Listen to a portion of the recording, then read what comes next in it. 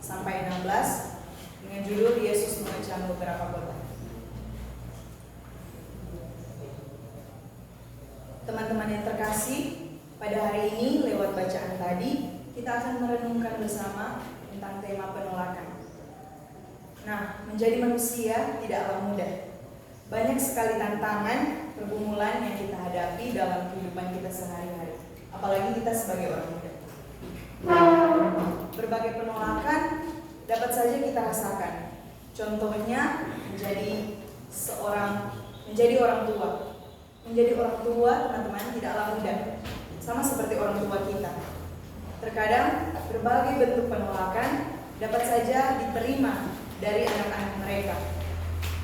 Nah, memiliki gaya hidup yang sederhana dan bertentangan dengan keinginan anak itu sendiri tak jarang melahirkan sikap reaksi sebagai bentuk penolakan dari mereka. Bahkan juga tak jarang mengeluarkan kata-kata maupun tindakan yang tak seharusnya. Teman-teman yang baik, dalam khotbah ini kita akan secara mendalam merenungkan tema tentang penolakan.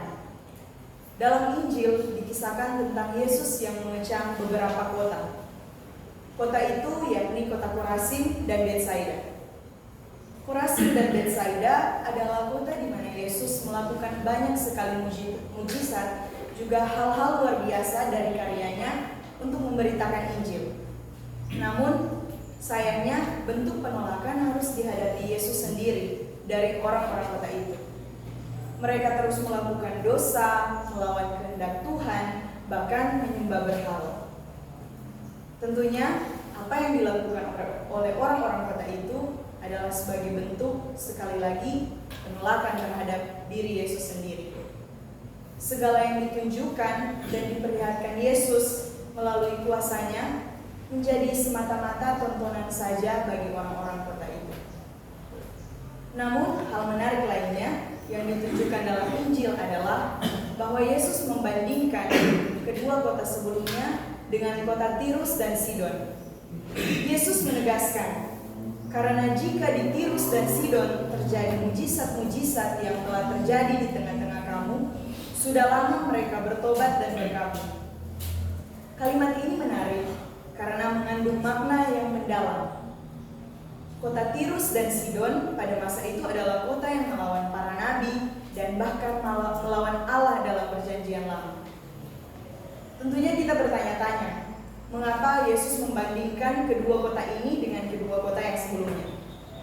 Jelaslah teman-teman, terdapat perbedaan yang signifikan, yakni kota yang satu telah mendapat penglihatan mujizat-mujizat yang dibuat oleh Yesus. Namun rupanya peristiwa itu tidak memberikan penumbuhan iman serta pengenalan yang baik akan Yesus.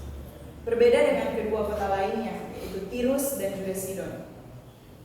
Kota itu dikenal sebagai kota pendosa, tetapi dengan perkataan Yesus sendiri, ia menegaskan bahwa sekiranya hal-hal itu terjadi atau peristiwa mujizat yang sama terjadi di kota itu, maka dipastikan orang-orang di kota itu pun akan bertobat. Teman-temanku yang terkasih dalam Tuhan kita Yesus Kristus, rupanya permenungan tentang penolakan ini juga sangat dekat dengan kehidupan kita setiap hari, apalagi kita sebagai orang muda. Tak jarang kita menjumpai bentuk penolakan di mana saja, di tempat kerja, tempat kuliah, lingkungan menggereja, bahkan dalam keluarga. Intinya, itu semua dapat kita rasakan dalam relasi dengan sesama. Apalagi jika kita ditolak demi kebenaran yang ingin kita perjuangkan. Hal itu memang menyakitkan. Seperti halnya contoh di atas tadi tentang anak yang tidak menghargai bahkan tidak mengasihi kedua orang tuanya. Dalam keluarga, meskipun orang tua telah melakukan segala usaha, segala sesuatu untuk kebahagiaan dan kebutuhan anak, tak jarang kita sebagai anak juga tak mampu melihat itu sebagai tanda cinta dari orang tua. Nah, begitupun juga dengan Yesus sendiri. Kita sering menolak Yesus dengan berbagai tindakan yang memalukan. Seperti orang-orang kota Korazim dan Betsaida yang meskipun telah terjadi banyak mujizat-mujizat di kota mereka, tetapi mereka tak mampu melihat dan menghargai itu semua. Begitupun kita manusia, meskipun Tuhan telah memberikan begitu banyak cinta, berkat, rahmat yang Tuhan berikan dalam kehidupan kita, segala apa yang kita butuhkan, namun terkadang kita menutup mata dan hati terhadap berkat itu. Apalagi kita sebagai orang muda, dengan berbagai macam pergumulan hidup yang kita hadapi, relasi dengan sesama, sahabat, mungkin pacar, orang tua, kehidupan kerja, sekolah. Nah, kita tak mampu untuk melihat kebaikan dan rahmat Tuhan. Untuk itu, teman-teman orang muda sekalian, hal yang hendak saya tegaskan dalam permenungan kita ini adalah tentang bagaimana kita menghargai Tuhan dengan segala yang Ia telah berikan, tentang apa yang Ia perbuat, kurnia yang Ia berikan, serta mujizat-mujizat yang Ia lakukan dalam kehidupan kita sehari-hari. Saya mengajak kita semua untuk janganlah kita gampang mempersalahkan Tuhan dalam kehidupan kita, bahkan sampai menolak Dia. Janganlah kita mencari alternatif lain, apalagi kita sebagai anak muda, yang dimana kita masih mencari jati diri.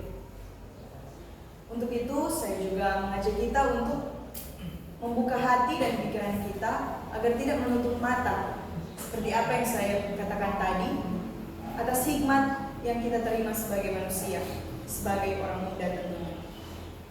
Maka semoga dengan permenungan sabda Tuhan kita ini, kita semakin dikuatkan dan mampu menjadi orang-orang Kristen, orang-orang muda yang beriman, sehingga lebih menyadari rahmat Tuhan dalam hidup kita sehari-hari. Semoga juga kita tidak mudah untuk menolak Tuhan lewat berbagai tindakan yang tak sepantasnya di hadapan Tuhan. Semoga demikian. Amin.